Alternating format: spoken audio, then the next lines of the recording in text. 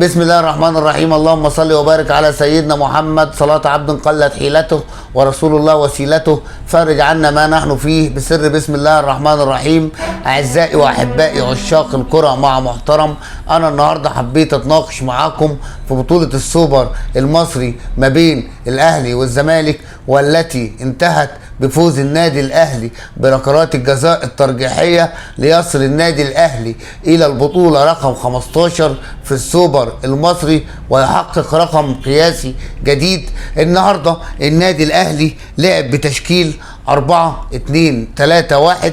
لعب باك شمال يحيى عطية الله، أكرم توفيق باك يمين، جابوا من نص الملعب حطوا باك يمين رامي ربيعة، ياسر إبراهيم، 3 في نص الملعب كوكا، إمام عاشور، مروان عطية، 3 في الهجوم حسين الشحات، طاهر محمد طاهر، ووسام ابو علي. الناحيه الثانيه برضه نادي الزمالك لعب 4-3-3. لعب في حراسه المرمى محمد عواد، باك يمين عمر جابر، قلبي دفاع حمزه المسلوسي وحسام عبد المجيد، باك شمال محمود بن تايك. لعب 3 في نص الملعب عبد الله السعيد، ناصر ماهر، زياد كمال. 3 في خط الهجوم زيزو، سيف الجزيري، محمد شحاته. النهارده يا جماعه كانت مباراه قمه الاثاره، قمه المتعه. احنا النهارده استمتعنا كرويا بمباراه الاهلي والزمالك، حسينا بنديه كبيره، حسينا بتفاعل كتير. على المستوى الثاني النادي الاهلي قدم شوط اول من الاشواط القليله اللي قدمها الاهلي في حياته كاداء، كاستحواذ، كإضاعة فرص. النادي الأهلي في الشوط الأول تفنن في إهدار الفرص، أضاع أكتر من 3-4 فرص محققة، لدرجة إن إحنا كلنا وإحنا بنتفرج على الماتش حسينا بمقولتين بيترددوا في أذهاننا. المقولة الأولى إن البطولات تكسب ولا تلعب. قلقنا على النادي الاهلي من حسن الاداء، من كتر ضياع الفرص اللي ضاعت كتير قوي، في فرص كتير قوي ضاعت من النادي الاهلي. والمقوله الثانيه اللي جت في اذهاننا مباشره، اللي ضيع يستقبل. احنا ضيعنا كتير كنادي اهلي، خفنا الكوره تعاقبنا بهدف جاي كده ولا كده. النادي الاهلي ادى شوط مثالي من الدرجه الاولى، لم يحرص فيه التوفيق او لم يحالفه التوفيق ان يجيب اجوان، لكن في علامات استفهام كتير قوي عن النادي الاهلي، وخصوصا في التغييرات. حسينا النادي الاهلي في الشوط الثاني من بعد الدقيقه 50 55 حسينا نص الملعب وقع من النادي الاهلي، وحسينا الزمالك ممكن يجيب جون في اي وقت.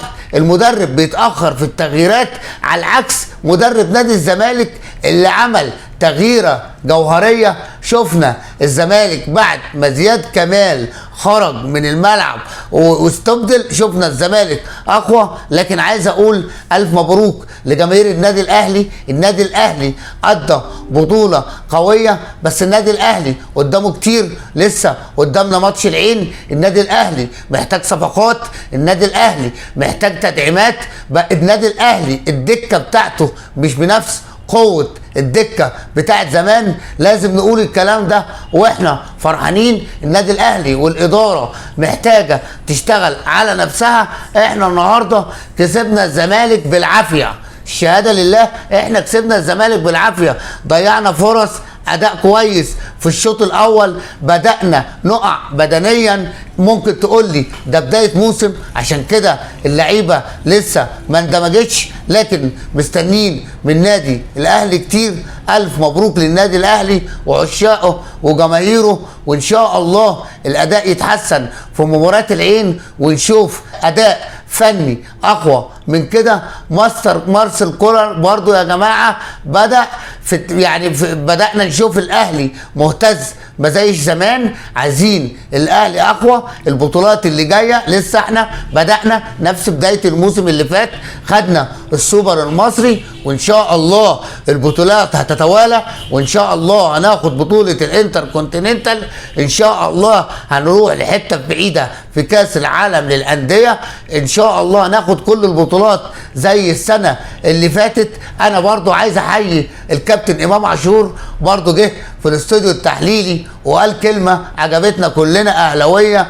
خدت كورسات مكثفه في الاهلي؟ مين ادالك كورسات مكثفه؟ لا اللعيبه كلها، كله اتعود على كده. انت بتخش النادي الاهلي بتقعد على البطولات بس.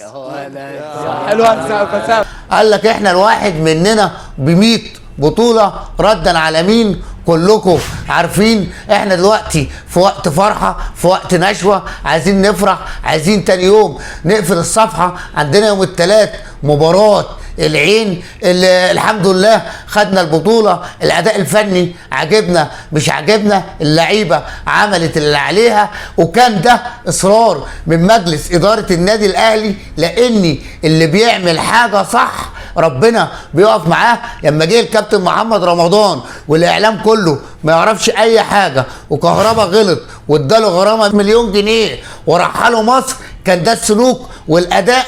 اللي بيعمل حاجه صح ربنا بيوفقه، والشيء بالشيء يذكر. الف مبروك للنادي الاهلي. مش عاوزين نقصوا على كهربا، مهما كان كهربا لعيب كلنا بنحبه، لعيب ادانا في الملعب، لعيب وقف مع النادي الاهلي كتير. اي نعم النادي الاهلي رجعه للحياه، بس لعيب باع الدنيا كلها واشترى النادي الاهلي. مش عاوزين نقصوا عليه، عاوزين نبقى في ظهره. الرؤيه الفنيه للمدرب، اللي عاوز يلعب، اللي مش عايزه مش يلعب.